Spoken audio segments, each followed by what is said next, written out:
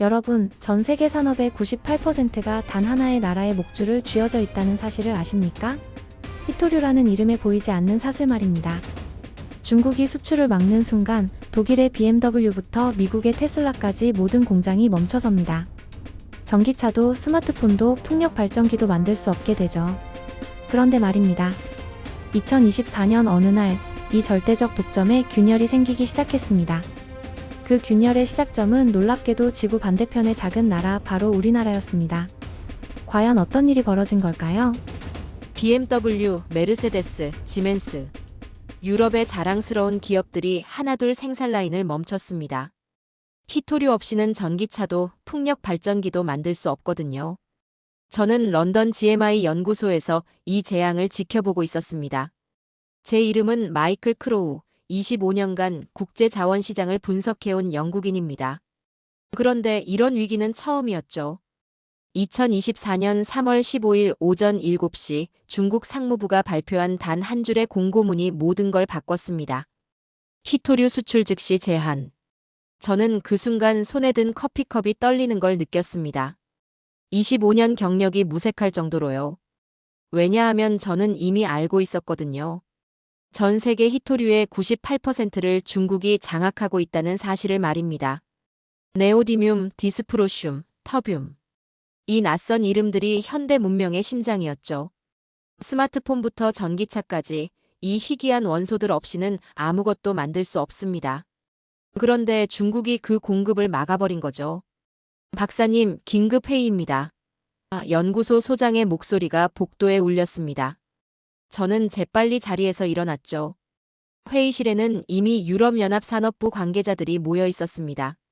현재 상황이 어떻습니까? 독일 대표가 물었습니다. 저는 준비해둔 자료를 펼쳤습니다. 최악입니다. 폴크스바겐은 이미 전기차 생산을 30% 축소했고 지멘스는 풍력 터빈 주문을 모두 연기했습니다. 숫자들이 차갑게 말해주고 있었죠. 히토류 없는 세상에서 유럽은 무력했습니다. 중국의 한 통보로 유럽의 공장들이 멈췄습니다. 저는 그 순간 깨달았죠. 히토류 의존율 98%. 숨통은 이미 쥐어졌다는 걸 말입니다. 회의가 끝난 후 저는 혼자 사무실에 남아 데이터를 다시 확인했습니다. 아무리 봐도 답이 없었어요. 중국이 원하는 건 무엇이든 들어줄 수밖에 없는 상황이었습니다. 그때였습니다. 제 컴퓨터에 새로운 보고서가 도착했죠. 아시아 지역 산업 동향 분석 자료였는데 그중 한 줄이 제 시선을 사로잡았습니다. 한국창원연구소 히토류 대체 자석 기술 개발 성공 발표. 저는 그 문장을 다시 읽어봤습니다. 한국, 창원. 그들은 언제부터 히토류를 다뤘죠? 나는 데이터 속에서 희망을 찾을 수 없었습니다. 그런데 이 작은 문장이 뭔가 다른 가능성을 제시하고 있었어요. 불가능해. 저는 중얼거렸습니다. 히토류 없이 강력한 자석을 만든다고요? 그건 물 없이 바다를 만드는 것과 같았습니다. 하지만 뭔가가 저를 붙잡았어요. 25년간 이 분야를 연구해온 직감이었을까요? 전 세계가 단 하나의 광산을 바라보는 기이한 세상에서 한국이라는 작은 나라가 다른 길을 제시하고 있었습니다. 저는 곧바로 한국 관련 자료를 검색하기 시작했습니다. 창원이라는 도시, 그곳의 연구소, 그리고 최철진이라는 박사의 이름이 눈에 들어왔죠. 논문 제목은 히토류 비의존 연구자석 개발 연구였습니다. 이게 진짜라면 저는 혼잣말을 했습니다. 그러다 보고서 한 줄, 한국의 신소재 연구 성공이 제 시선을 멈추게 했습니다. 저는 그날 밤 잠을 이루지 못했어요. 만약 이게 사실이라면 중국의 98% 독점이 무너질 수도 있다는 생각 때문이었습니다. 다음 날 아침, 저는 결심했습니다. 창원으로 향하는 비행편을 예약했습니다. 진실을 직접 봐야 했습니다. 그게 제 직업이었으니까요. 인천공항에서 창원까지의 여정은 예상보다 복잡했습니다. 김해공항을 거쳐 창원까지 가는 동안 저는 계속 의심했어요. 정말 이 작은 나라에서 히토류의 벽을 뚫을 수 있을까요? 경남 창원의 연구소 건물은 생각보다 소박했습니다. 런던의 화려한 연구소들과는 달리 낡은 5층 건물이었죠. 하지만 입구에서부터 뭔가 다른 기운이 느껴졌습니다. 작은 건물, 그러나 안의 공기는 전쟁터 같았습니다. 마이클 크로우 박사님이시죠? 입구에서 저를 맞이한 사람은 최철진 박사였습니다. 50대 초반으로 보이는 그는 여유로운 미소를 짓고 있었어요. 히토류 없는 자석이라는 말에 관심을 가져주셔서 감사합니다. 히토류라는 표현이 귀에 들어왔습니다. 히토류를 한국식으로 부르는 말이었죠. 저는 그 순간 이들이 이 분야를 얼마나 진지하게 받아들이고 있는지 느꼈습니다. 연구소 내부로 들어서자 질서정연한 실험 환경이 눈에 들어왔습니다. 비록 최신 장비는 아니었지만 모든 것이 체계적으로 정리되어 있었어요. 연구원들의 집중된 표정, 실험대 위에 정확한 배치, 벽에 붙은 수식들까지. 이게 저희가 개발한 플라즈마 장비입니다. 최 박사가 한 기계 앞에서 멈춰 섰습니다. 이걸로 금속 분말의 구조를 바꿉니다. 장비의 크기는 작았지만 그 안에서 나오는 소음은 강렬했어요. 마치 번개가 통제된 채로 갇혀 있는 것 같았습니다. 지금부터 실험을 보여드리겠습니다. 최 박사의 목소리에는 자신감이 배어 있었습니다. 플라즈마 장비가 가동되기 시작했어요. 처음에는 낮은 윙윙거리는 소리였다가 점차 강렬해졌습니다. 그리고 투명한 챔버 안에서 금속 분말이 푸른 불빛에 휩싸이기 시작했죠. 저기 보세요. 최 박사가 가리켰습니다. 금속이 공기 중에서 춤추고 있었습니다. 플라즈마의 강력한 에너지가 분자 구조 자체를 재배열하고 있는 거였어요. 저는 25년간 수많은 실험을 봤지만 이런 광경은 처음이었습니다. 온도가 3000도까지 올라갑니다. 연구원이 설명했어요. 이 과정에서 새로운 결정 구조가 만들어지죠. 10분 후 플라즈마가 꺼졌습니다. 챔버 안에는 검은색 나노 분말이 남아 있었어요. 그 순간까지도 저는 반신반의했습니다. 이걸로 정말 히토류를 대체할 수 있다고요? 이제 자석을 만들어 보겠습니다. 최 박사가 말했습니다. 다음 과정은 더욱 놀라웠어요. 나노 분말을 특수 몰드에 넣고 강력한 압력을 가했습니다. 그리고 다시 고온에서 소결시키는 과정을 거쳤죠. 완성입니다. 최 박사가 손가락 한마디 크기의 검은 덩어리를 들어 보였습니다. 이게 바로 히토류 없는 자석입니다. 저는 여전히 믿기 어려웠어요. 겉보기에는 그냥 검은 덩어리였거든요. 그런데 다음 순간 제가 목격한 건 정말 충격적이었습니다. 최 박사가 그 자석을 제 손목 근처로 가져왔어요. 갑자기 제 시계가 자석 쪽으로 확 끌려갔습니다. 그리고 연구원 하나가 손에 든 철제 볼펜을 자석 근처에 가져가자 볼펜이 손에서 떨어지지 않았어요. 이게... 저는 말을 잇지 못했습니다. 손가락 한마디 크기의 자석이 사람을 제압했습니다. 최 박사가 웃으며 말했어요. 이건 제 이론이 설명하지 못하는 힘이었습니다. 네오디뮴 자석과 비교해도 전혀 뒤지지 않는 자력이었어요. 아니, 어떤 면에서는 더 강력해 보였습니다. 정말 히토류가 전혀 들어가지 않았습니까? 저는 다시 물었습니다. 네, 철과 질소, 그리고 몇 가지 첨가제만 사용했습니다. 최 박사가 답했어요. 모두 일반적으로 구할 수 있는 재료들이죠. 그들의 눈빛엔 패권에 맞서는 과학자의 자존심이 있었습니다. 중국의 98% 독점을 정면으로 거부하는 의지 말이죠. 저는 그 순간 깨달았습니다. 나는 처음으로 한국이 할지도 모른다는 생각을 했습니다. 이건 단순한 실험이 아니었어요. 히토류 패권에 대한 도전장이었습니다. 현미경을 보시겠습니까? 최 박사의 제안에 저는 주저없이 고개를 끄덕였습니다. 진짜 혁신이 일어났는지 확인하고 싶었거든요. 연구소 3층의 분석실로 올라갔습니다. 그곳에는 최신 전자현미경이 놓여 있었어요. 비록 독일이나 일본 제품만큼 화려하지는 않았지만 충분히 정밀한 장비였습니다. 12만 배 확대가 가능합니다. 연구원이 설명하며 샘플을 세팅했어요. 모니터에 서서히 이미지가 나타나기 시작했습니다. 처음에는 흐릿했다가 점차 선명해졌어요. 그리고 제가 본 건 믿을 수 없는 광경이었습니다. 12만 배 확대된 화면 속 질서가 있었습니다. 철원자들이 완벽하게 정렬되어 있었어요. 마치 군대의 정렬처럼 말이죠. 이건 자연에서는 절대 볼 수 없는 구조였습니다. 이게 정방정 구조입니다. 최 박사가 모니터를 가리켰습니다. 세계에서 처음으로 100% 구현한 겁니다. 저는 숨을 깊게 들이쉬었어요. 정방정 구조라. 이론적으로는 가능하다고 알려져 있었지만 실제로 만들어낸 곳은 없었습니다. 왜냐하면 불순물을 완전히 제거하는 게 불가능했거든요. 불순물 농도가 어느 정도입니까? 저는 물었습니다. 0.00001% 이하입니다. 연구원이 답했어요. 제 머리가 띵했습니다. 0.00001%? 이건 거의 신의 영역이었어요. 어떻게 이런 정제 기술을 개발했을까요? 플라즈마 공정의 핵심이 바로 이겁니다. 최 박사가 설명을 이어갔어요. 3000도의 극한 온도에서 불순물들이 모두 증발되고 원하는 원자들만 정확한 위치에 배치됩니다. 화면 속의 구조는 완벽했습니다. 정방정 구조 100%. 인간의 손으로 완성된 완벽이었어요. 저는 과학을 믿었습니다. 그러나 이건 신념이었습니다.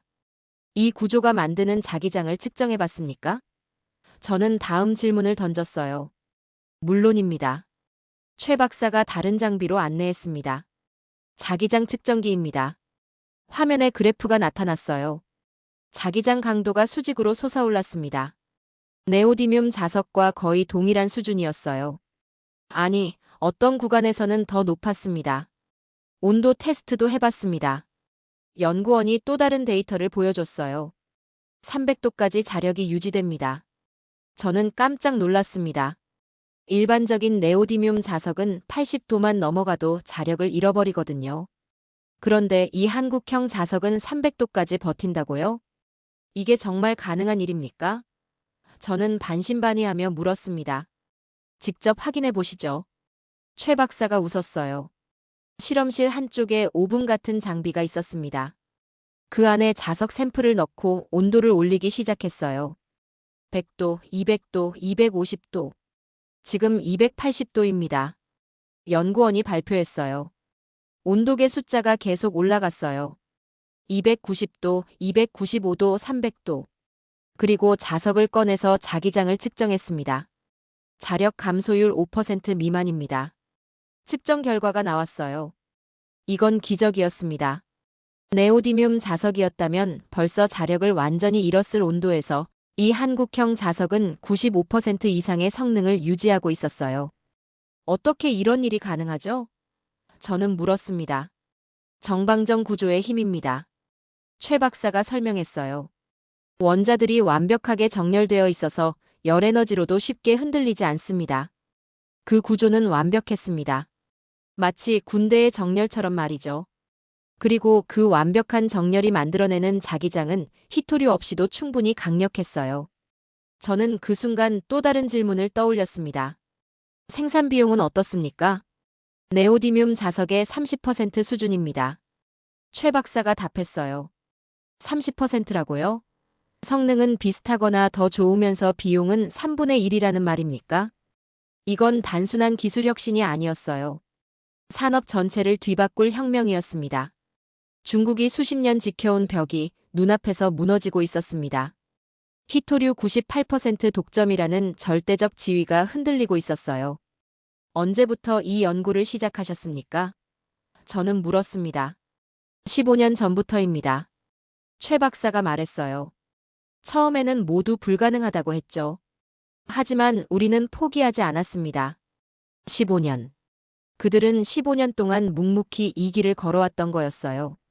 세상이 중국의 히토류에 의존하는 동안 한국의 과학자들은 다른 길을 찾고 있었습니다. 그들은 과학을 예술로 끌어올리고 있었습니다. 완벽한 정방정 구조, 극한의 정제 기술, 그리고 상상을 뛰어넘는 성능까지. 저는 그날 과학의 진정한 힘을 목격했습니다. 연구소를 나서며 저는 복잡한 심경이었습니다. 분명히 놀라운 기술이었어요. 하지만 동시에 의심도 들었습니다. 너무 완벽했거든요. 그래서 더 의심스러웠습니다. 호텔로 돌아와 저는 노트북을 열었어요. 오늘 본 것들을 정리하며 객관적으로 분석해보고 싶었습니다. 과연 이 기술이 정말 상용화 가능할까요? 실험은 성공했지만 대량 생산은 불가능할 것이다.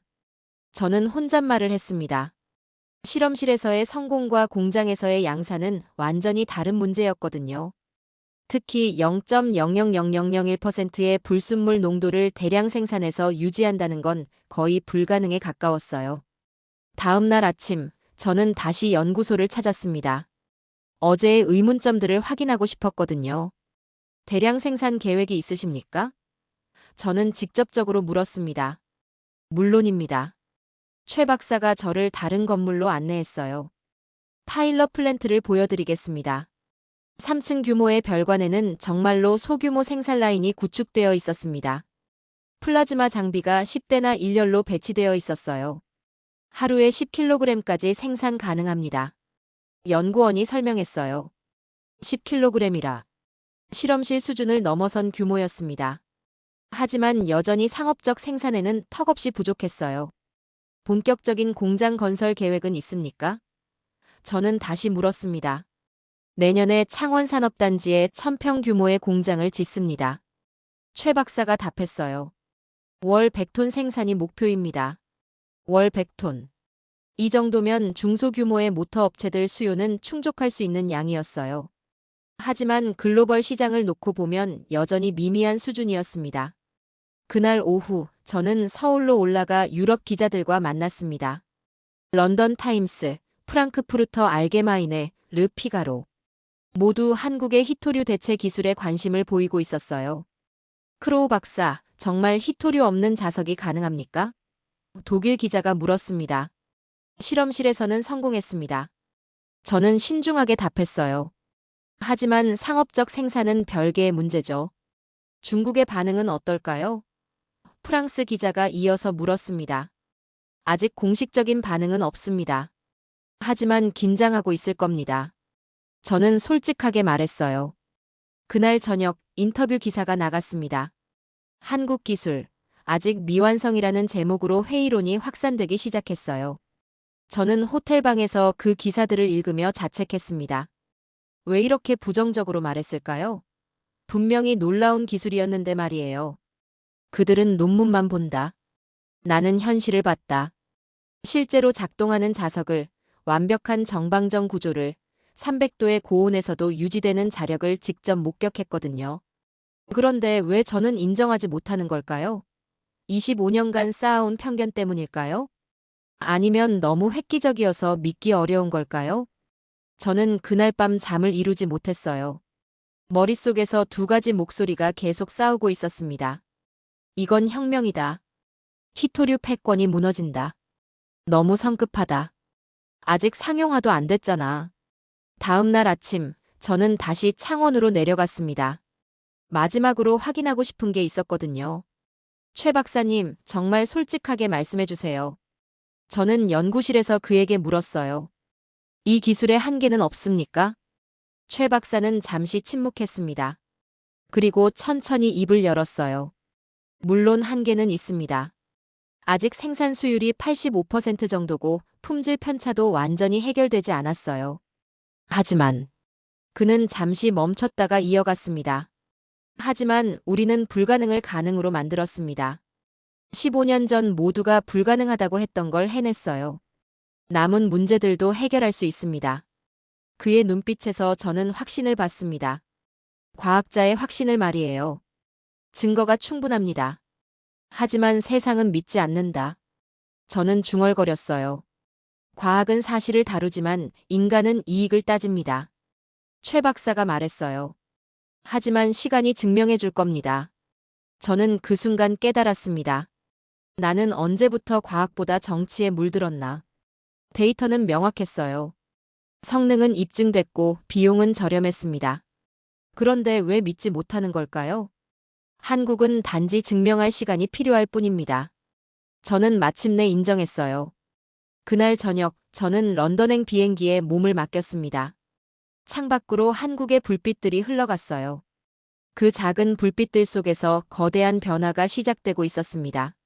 히토류의 98% 독점이 영원할 것이라고 믿었던 제 생각이 흔들리고 있었어요. 런던으로 돌아온 지 한 달이 지났습니다. 저는 한국에서 본 것들을 정리하며 보고서를 작성하고 있었어요. 그런데 그때 놀라운 소식이 들려왔습니다. 박사님, 한국에서 연락이 왔습니다. 연구소 직원이 흥분해서 달려왔어요. 최철진 박사로부터 온 이메일이었습니다. 제목은 실용화 성공이었죠. 저는 서둘러 내용을 확인했습니다. 크로우 박사님께 드디어 상용 모터 시연에 성공했습니다. 직접 보러 오시겠습니까? 저는 망설이지 않았어요. 다시 창원행 비행기표를 예약했습니다. 이번에는 뭔가 다른 느낌이었어요. 단순한 호기심이 아니라 확신에 가까운 기대감이었죠.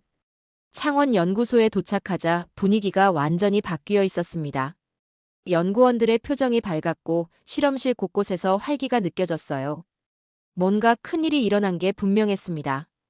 이번에는 정말 다릅니다. 최 박사가 저를 맞으며 말했어요. 실제 제품에 적용해 봤거든요. 그는 저를 새로운 실험동으로 안내했습니다. 그곳에는 자동차 크기만 한 모터가 설치되어 있었어요. 산업용 모터였습니다.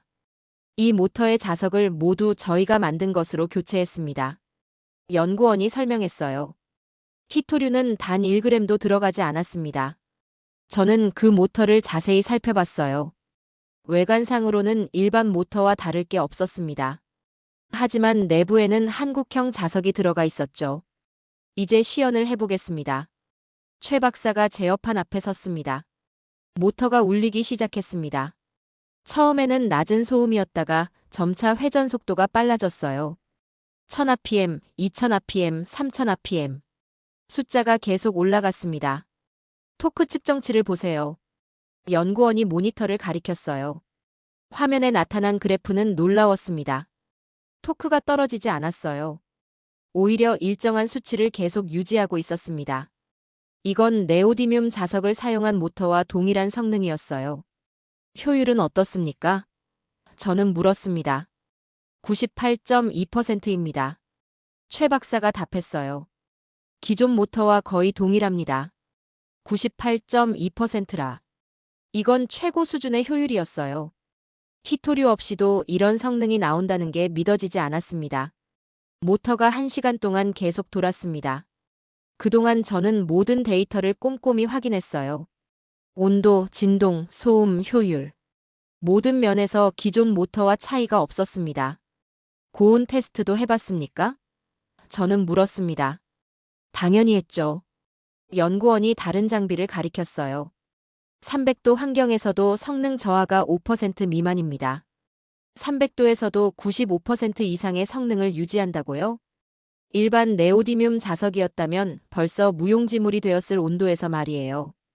가격은 어떻습니까? 저는 핵심 질문을 던졌습니다. 네오디뮴 자석 모터의 70% 수준입니다. 최 박사가 답했어요. 70%라. 성능은 동일하거나 더 좋으면서 가격은 30% 저렴하다는 말이었어요. 이건 시장에서 경쟁력이 없을 수가 없었습니다. 그때 연구소에 방문객들이 도착했습니다. 현대자동차와 LG전자에서 온 엔지니어들이었어요. 그들도 이 기술에 관심을 보이고 있었던 겁니다. 실제 전기차에 적용 가능합니까? 현대자동차 엔지니어가 물었습니다. 이미 테스트를 마쳤습니다. 최 박사가 자신있게 답했어요. 다음 주에 시험 주행을 해볼 예정입니다. 시험 주행이라고요? 벌써 그 단계까지 왔다는 말입니까? 저는 놀라지 않을 수 없었어요. 그날 오후 저는 실제로 한국형 자석이 들어간 전기차를 봤습니다. 겉보기에는 일반 전기차와 다를 게 없었지만 모터 안에는 혁명이 들어 있었어요. 내일 시험 주행에 동승하시겠습니까? 최 박사가 제안했어요. 저는 주저없이 승낙했습니다. 나는 과학의 혁명을 눈으로 봤습니다. 그리고 이제 그 혁명이 도로 위에서 달리는 걸 보고 싶었어요. 다음 날 아침, 저는 그 전기차의 조수석에 앉아 있었습니다. 엔진을 켜자 조용한 소음과 함께 모터가 가동되기 시작했어요. 출발합니다. 연구원이 말했습니다. 차가 움직이기 시작했어요. 가속도 부드러웠고 소음도 일반 전기차와 다르지 않았습니다. 하지만 저는 알고 있었어요. 이 차의 심장에는 히토류가 아닌 한국의 기술이 뛰고 있다는 걸 말이죠. 최고 속도까지 올려볼까요? 운전자가 물었습니다. 고속도로에서 속도를 올렸어요. 80km, 100km, 120km. 전혀 문제 없었습니다. 히토류의 굴레가 풀리고 있었습니다. 그 순간 저는 깨달았습니다. 한국의 엔진이 돌 때 세상이 조용해졌습니다. 중국의 98% 독점이라는 거대한 소음이 잦아들고 있었어요. 이건 단지 실험이 아니었습니다. 역사적 순간이었어요. 한국에서 돌아온 후 저는 국제학회에서 발표 준비를 하고 있었습니다. 런던에서 열리는 글로벌 신소재 컨퍼런스에서 한국의 기술을 소개하기로 했거든요. 하지만 그 준비 과정에서 예상치 못한 일들이 벌어졌습니다. 먼저 중국 언론들이 공격을 시작했어요. 인민일보, 신화통신, 글로벌 타임스. 모두 한국 기술을 겨냥한 기사를 쏟아내기 시작했습니다. 한국의 소위 혁신은 기존 기술의 모방에 불과하다. 검증되지 않은 기술로 시장을 혼란시키고 있다. 중국의 오랜 연구 성과를 표절한 의혹이 있다. 저는 이런 기사들을 읽으며 분노했습니다. 그들은 아직도 한국을 시험하고 있었어요. 제가 직접 본 것은 명백한 혁신이었는데 이를 모방이라고 폄하하다니요. 더 심각한 건 유럽 내부의 반응이었습니다. 독일의 일부 기업들이 한국 기술에 대한 이전을 요구하기 시작했어요. 공개적으로는 협력이라고 했지만 실제로는 기술을 빼앗으려는 시도였습니다. 크로우 박사, 한국 기술을 우리가 검증해야 하지 않겠습니까? 지멘스의 임원이 저에게 말했어요. 무슨 말씀이십니까? 저는 되물었습니다. 너무 중요한 기술이니까 유럽에서 함께 개발하자는 겁니다. 물론 한국에도 이익이 될 거고요. 저는 그 순간 깨달았습니다. 과학의 빛이 정치의 그림자에 가려지고 있다는 걸 말이에요. 한국이 이룬 성과를 인정하기보다는 어떻게든 가져가려고만 하고 있었어요. 그런 상황에서 더 큰 충격이 왔습니다. 창원연구소에 사이버 공격이 발생한 거였어요. 최 박사로부터 긴급 연락이 왔습니다. 연구 데이터를 노린 해킹 시도가 있었습니다. 다행히 방화벽이 막아냈지만 계속 시도하고 있어요. 누군가 한국의 기술 정보를 빼내려고 하고 있었던 겁니다. 아마도 중국이나 다른 나라의 소행일 가능성이 높았어요. 연구진은 괜찮습니까? 저는 걱정스럽게 물었습니다. 모두 안전합니다. 하지만 보안을 더 강화해야 할 것 같아요. 저는 그날 밤 잠을 이루지 못했어요. 한국의 과학자들이 순수한 열정으로 이룬 성과를 누군가 더러운 방법으로 훔치려 하고 있었거든요. 다음 날 런던 컨퍼런스가 열렸습니다. 500명이 넘는 과학자와 기업 관계자들이 모였어요. 저는 발표 순서를 기다리며 긴장하고 있었습니다. 다음은 마이클 크로우 박사의 발표입니다. 제목은 히토류 대체 기술의 현실과 미래입니다. 저는 연단에 올라서며 청중들을 바라봤어요. 회의적인 표정, 냉소적인 시선, 그리고 일부는 적대적이기까지 했습니다. 여러분, 저는 지난 25년간 자원 전쟁을 연구해왔습니다. 저는 발표를 시작했어요. 그리고 최근 한국에서 놀라운 기술을 목격했습니다. 청중들 사이에서 웅성거림이 들렸어요. 한국 기술에 대한 선입견이 있었던 거죠. 이 기술은 단순한 개선이 아닙니다. 패러다임의 전환입니다. 저는 목소리를 높였어요. 데이터를 보여주며 설명했습니다. 정방정 구조, 300도 고온 저항성, 30% 낮은 생산 비용. 모든 것이 혁신적이었어요. 하지만 이건 실험실 결과일 뿐입니다. 독일 과학자가 질문했어요. 실제 상용화 가능성은 어떻습니까? 저는 직접 모터 시연을 받고 전기차 시험 주행에도 동승했습니다. 저는 단호하게 답했어요. 이건 이론이 아니라 현실입니다. 청중들이 조용해졌어요. 제 확신에 찬 목소리가 그들을 압도한 것 같았습니다. 이건 인류의 자산입니다. 저는 마지막 슬라이드를 보여주며 말했어요. 특정 국가의 독점이 아니라 모든 인류가 혜택받을 수 있는 기술입니다. 발표가 끝나자 박수가 터져나왔어요. 처음에는 예의상이었지만 점차 진심 어린 박수로 바뀌었습니다. 회의가 끝난 후 여러 사람들이 저에게 다가왔어요. 대부분 한국 기술에 대해 더 자세히 알고 싶어 했습니다. 정말 히토류 없이 그런 성능이 나옵니까? 프랑스 연구자가 물었어요. 제가 직접 확인했습니다. 의심의 여지가 없어요. 저는 답했습니다. 그날 저녁 저는 최 박사에게 전화를 걸었어요. 발표 잘 끝났습니다. 많은 사람들이 관심을 보이고 있어요. 감사합니다, 크로우 박사님. 최 박사의 목소리에는 안도감이 묻어 있었어요.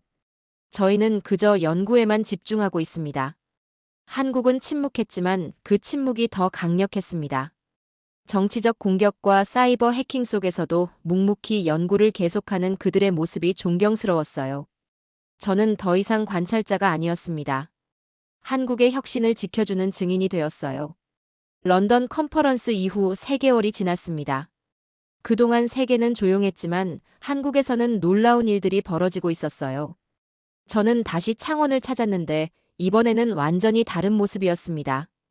공장이 완공됐습니다. 최 박사가 저를 새로운 건물로 안내했어요. 월 50톤 생산이 가능합니다. 창원산업단지에 세워진 공장은 웅장했습니다. 3,000평 규모의 최신 플라즈마 장비 30대가 일렬로 배치되어 있었어요. 본격적인 양산 체제가 갖춰진 거였습니다. 주문량은 어떻습니까? 저는 물었습니다. 벌써 6개월치 주문이 들어왔어요. 연구원이 자랑스럽게 말했어요. 현대자동차, LG전자, 삼성전자 모두 테스트를 거쳐 정식 주문을 넣었습니다. 한국 기업들이 먼저 움직인 거였어요. 자국의 기술을 믿고 과감히 도입한 겁니다. 그리고 그 결과는 놀라웠습니다. 성능은 어떻습니까? 저는 궁금했어요. 네오디뮴 자석보다 우수합니다. 최 박사가 데이터를 보여줬어요. 특히 고온에서의 안정성이 월등해요. 실제로 현대자동차의 전기차에 적용된 결과 여름철 고온에서도 모터 성능이 떨어지지 않는다는 보고가 나왔어요. 기존 네오디뮴 자석으로는 불가능했던 일이었습니다. 더 놀라운 소식은 해외에서 들려왔어요. 독일의 BMW, 일본의 토요타, 미국의 테슬라까지 한국형 자석에 관심을 보이기 시작한 겁니다. 정말입니까? 저는 믿기 어려웠어요. 지난주에 BMW 엔지니어들이 다녀갔어요. 최 박사가 말했어요. 샘플 테스트 결과에 매우 만족했다고 하더군요. BMW가 한국 기술을 인정했다고요? 그들은 세계에서 가장 까다로운 품질 기준을 가진 회사였어요. 그런 곳에서 한국 자석을 테스트했다는 것만으로도 대단한 일이었습니다. 가격 경쟁력은 어떻습니까? 저는 핵심을 물었습니다. 중국산 네오디뮴 자석보다 20% 저렴합니다. 연구원이 답했어요. 20% 저렴하다고요? 성능은 더 좋으면서 가격은 더 싸다는 말이었어요. 이건 시장에서 이길 수밖에 없는 조건이었습니다. 그때 공장에서 특별한 행사가 열렸습니다. 첫 번째 수출 선적식이었어요. 독일로 향하는 컨테이너에 한국형 자석이 실리는 순간이었습니다. 역사적인 순간입니다. 최 박사가 감격스러워했어요. 컨테이너에 붙은 라벨을 봤어요. 메이드 인 코리아 매그넷이라고 선명하게 적혀 있었습니다. 수출 라벨에 코리아가 찍혔습니다. 그 순간 저는 소름이 돋았어요. 25년 전만 해도 한국은 자석을 수입하는 나라였습니다. 그런데 이제는 세계 최고 수준의 자석을 수출하는 나라가 된 거였어요. 중국의 반응은 어떻습니까? 저는 물었습니다. 아직 공식적인 반응은 없어요. 하지만 히토류 가격을 15% 인하했더군요.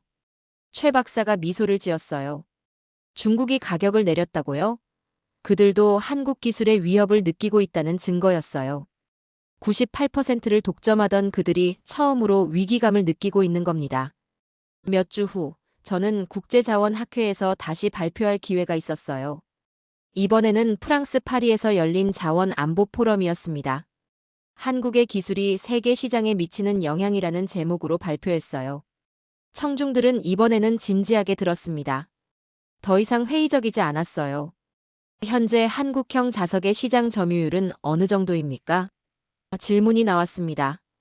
아직 5% 미만이지만 매월 20%씩 증가하고 있습니다.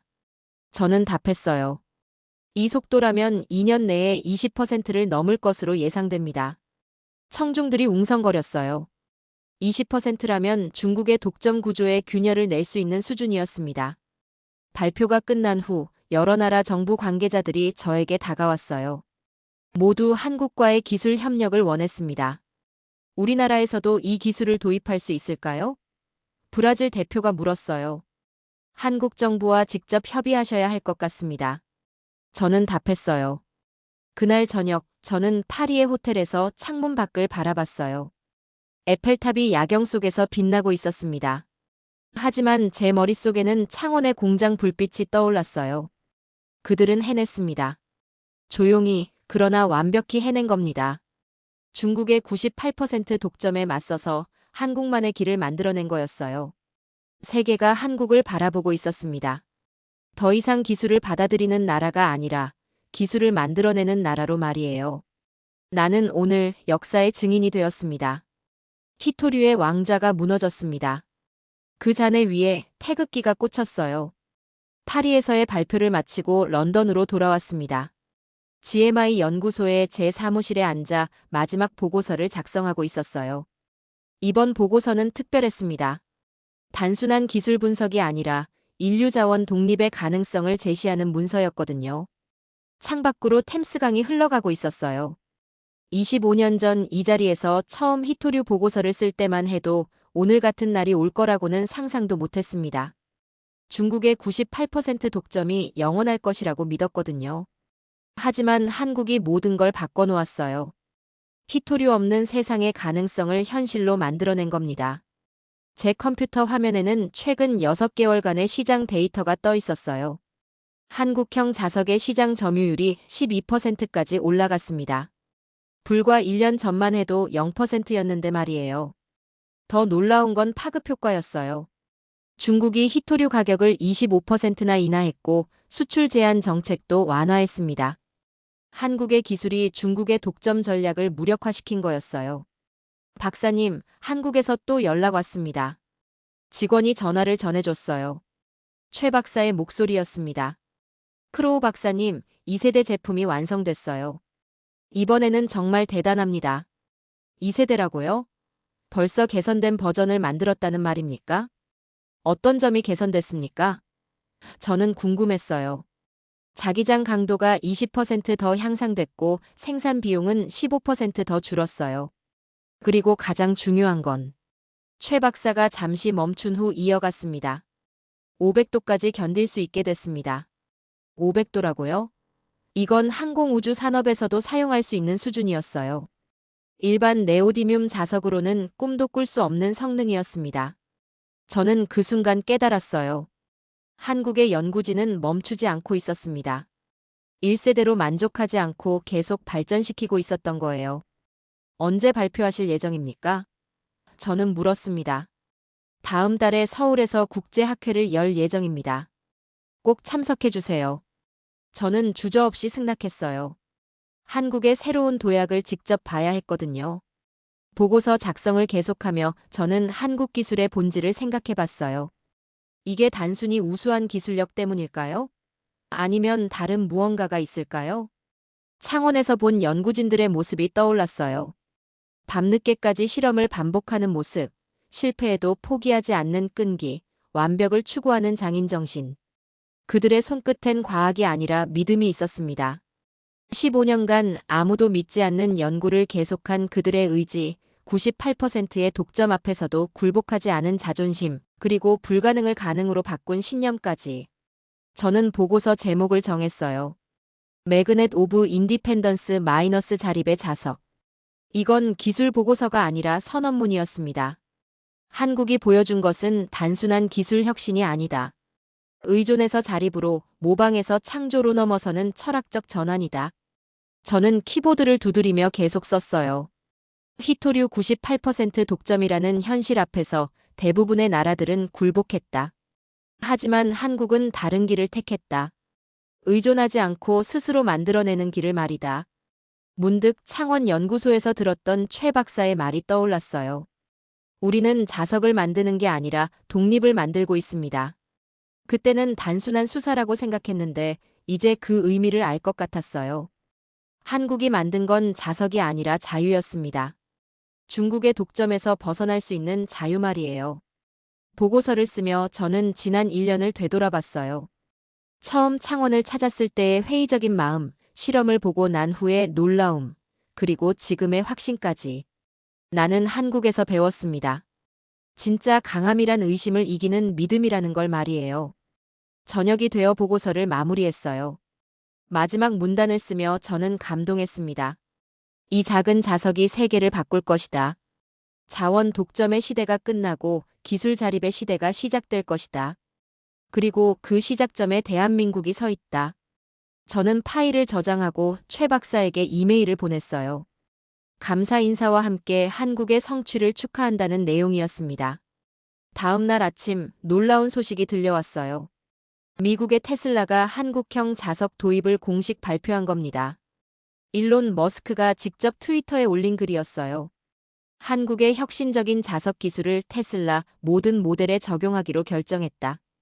이것이야말로 진정한 지속 가능한 기술이다. 테슬라의 발표 이후 도미노 효과가 시작됐어요. 폴크스바겐, 토요타, GM. 세계 주요 자동차 회사들이 줄줄이 한국 기술 도입을 선언했습니다. 한 달 후, 저는 서울국제학회에 참석했어요. 코엑스에서 열린 차세대 자석 기술 포럼이었습니다. 60개국에서 800명이 넘는 전문가들이 참석했어요. 최 박사의 2세대 기술 발표는 센세이션을 일으켰습니다. 500도 고온 저항성, 20% 향상된 자기장 강도, 15% 절감된 생산 비용. 모든 면에서 혁신적이었어요. 질문이 있습니다. 중국 연구자가 손을 들었어요. 이 기술의 핵심 원리를 공개할 의향은 없습니까? 최 박사는 잠시 미소를 지었어요. 기본 원리는 이미 논문으로 공개했습니다. 하지만 구체적인 공정 기술은 우리의 15년 노하우가 담긴 것이니까요. 그의 답변에 박수가 터져나왔어요. 당당하면서도 예의 바른 대답이었습니다. 학회가 끝난 후 저는 최 박사와 함께 저녁을 먹었어요. 한강이 내려다 보이는 레스토랑이었습니다. 15년 전 이런 날이 올 거라고 상상하셨습니까? 저는 물었습니다. 솔직히 말하면 반반이었어요. 최 박사가 웃었어요. 기술적으로는 가능하다고 믿었지만 세상이 받아들일지는 확신이 없었거든요. 지금은 어떠세요? 이제 확신합니다. 그들은 자석을 만들지 않았습니다. 독립을 만들었어요. 창밖으로 한강의 야경이 펼쳐져 있었어요. 다리 위로 자동차들이 오가고 있었습니다. 그중 상당수가 한국형 자석으로 움직이고 있을 거라는 생각이 들었어요. 저는 그 순간 깨달았습니다. 역사는 때로 조용한 연구실에서 바뀐다는 걸 말이에요. 런던으로 돌아오는 비행기 안에서 저는 창밖을 바라봤어요. 구름 위로 태극기가 그려진 항공기들이 보였습니다.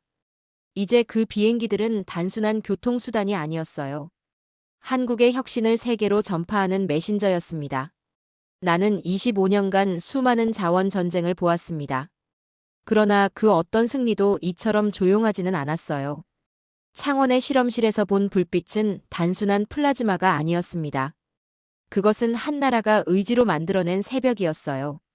히토류의 시대가 저물고 새로운 강국의 이름이 떠오릅니다. 그 이름은 대한민국입니다.